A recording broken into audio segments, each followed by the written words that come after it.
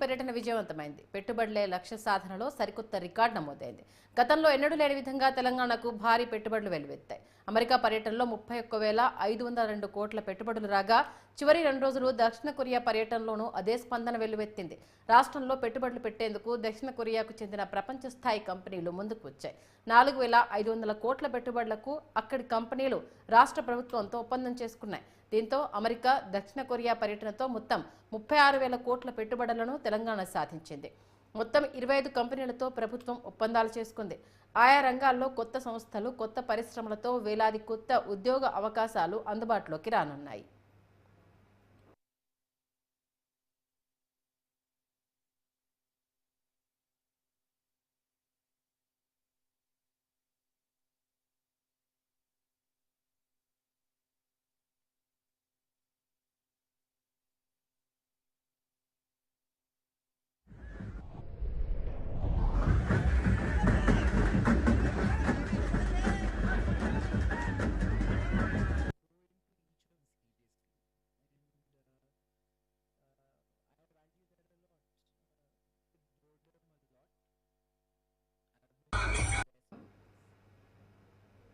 మొత్తానికి విదేశీ పర్యటన విజయవంతం అవడంతో కాంగ్రెస్ శ్రేణుల్లో కొత్త ఉత్సాహం కనిపిస్తోంది. ఈ నేపథ్యంలో సీఎం రేవంత్ రెడ్డికి హైదరాబాద్లో పెద్ద ఎత్తున ఘన స్వాగతం లభించింది.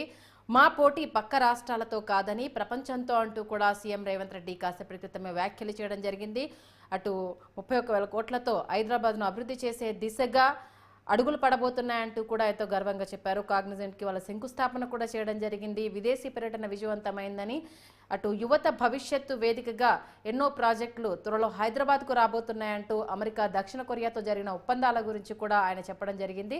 ఈ నేపథ్యంలో ప్రతి పెట్టుబడికి సంబంధించి అంటే ఉద్యోగ అవకాశాల కల్పన ఎలా ఉండబోతుందంటూ కూడా సీఎం రేవంత్ రెడ్డి చెప్పడం జరిగింది. అటు ఇన్ని రోజుల పర్యటన విజయవంతమైంది. దీంట్లో యువతకు పెద్దపీట వేయబోతున్నామని చెప్పడానికి ఎంతో గర్వంగా ఉంది అంటూ కూడా సీఎం రేవంత్ రెడ్డి తెలియజేశారు.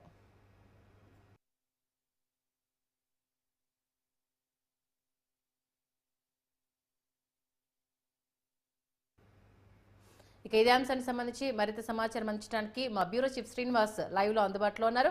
శ్రీనివాస్, చెప్పండి, కాసేపటి క్రితమే కాగ్నిజెంట్ కు శంకుస్థాపన కూడా చేయడం జరిగింది. ఏ కంపెనీలు హైదరాబాద్ కు రాబోతున్నాయి, మరి ఓవరాల్ విదేశీ పర్యటనకు సంబంధించి కాంగ్రెస్ గవర్నమెంట్ ఏం చెప్తోంది?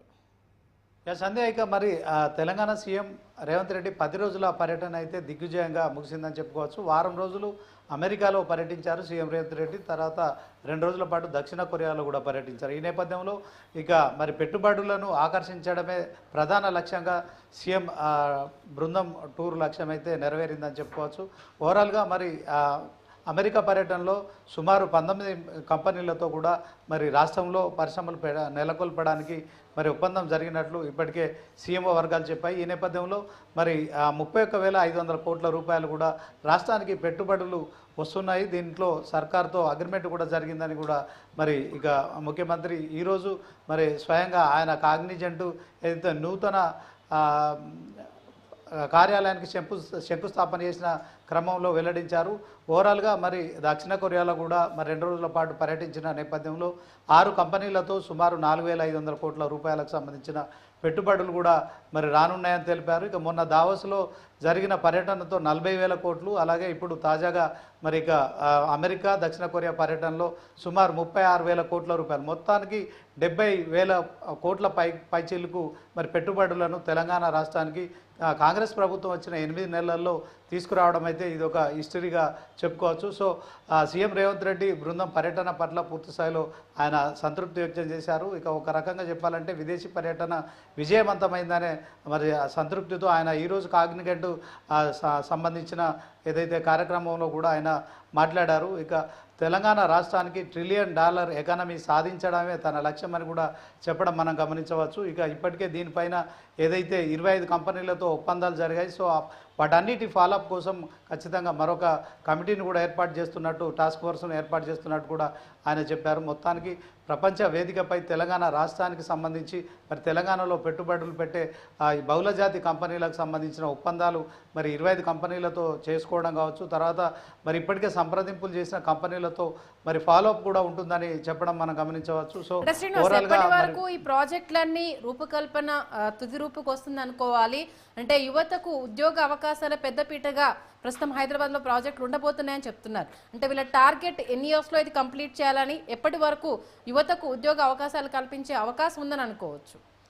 ఖచ్చితంగా సంధ్య, మరి మనం చూసుకోవచ్చు. ఈరోజు 11 గంటలకు ఆయన విదేశీ పర్యటన ముగించుకొని రాష్ట్రానికి వచ్చారు. ఇక అదే క్రమంలో కాగ్నిజెంట్ సంస్థతో ఇప్పటికే ఒప్పందం జరిగింది. మొన్న ఆయన అమెరికా టూర్లో ఈ యొక్క కంపెనీకి సంబంధించిన ఒప్పందం జరగడం కావచ్చు, దానికి సంబంధించిన మరి సంస్థ విషయంలో శంకుస్థాపన విషయంలో ఆయన ఈరోజు 4 గంటలకు కూడా మరి షెడ్యూల్ పెట్టుకున్నారు. ఈరోజు 11 గంటలకు ఆయన విదేశీ పర్యటన నుంచి హైదరాబాద్కు వచ్చారు. హైదరాబాద్కు వచ్చిన క్రమంలో 4 గంటలకు మరి ఇక ఈ కార్యాలయానికి సంబంధించిన శంకుస్థాపనలో పాల్గొన్నారు. అంటే ఒక్కొక్క సంస్థకు సంబంధించి మరి శంకుస్థాపన చేస్తారు.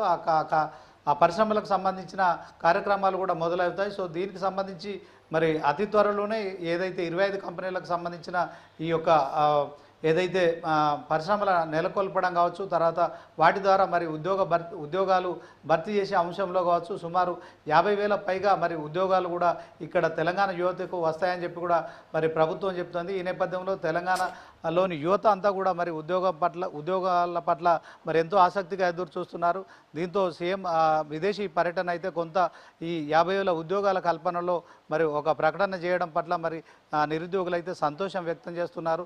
సో ఈ కంపెనీలన్నిటికీ కూడా మరి వీటికి సంబంధించిన సంస్థలను నెలకొల్పడానికి మరి దీనిపైన కూడా ఒక టాస్క్ ఫోర్స్ కమిటీ ఫాలోఅప్ చేసే విధంగా కూడా మరి ఏర్పాటు చేశామని చెప్తున్నారు.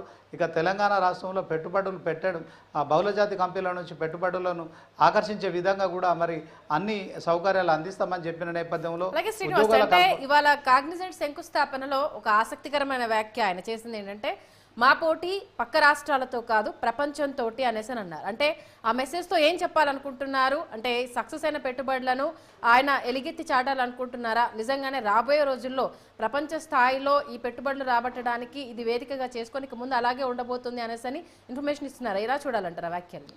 ఖచ్చితంగా సందేహం. ఎందుకంటే తెలంగాణ ప్రత్యేక రాష్ట్రం ఆవిర్భవించి ఇప్పుడు 10 ఏళ్ళు అవుతుంది. ఈ 10 ఏళ్లలో మరి ఒక సీఎం హోదాలో ఆయన విదేశీ పర్యటన చేయడము ఇందుకు మనం చెప్పుకోవచ్చు ఉదాహరణగా. ఎందుకంటే ఆయన తెలంగాణ రాష్ట్రాన్ని ప్రపంచ వేదికతో మరి ప్రపంచంతోనే పోటీ అని చెప్పడం కూడా మనం చూడొచ్చు. అలాగే ఫ్యూచర్ సిటీగా కూడా తెలంగాణను అభివర్ణించారు.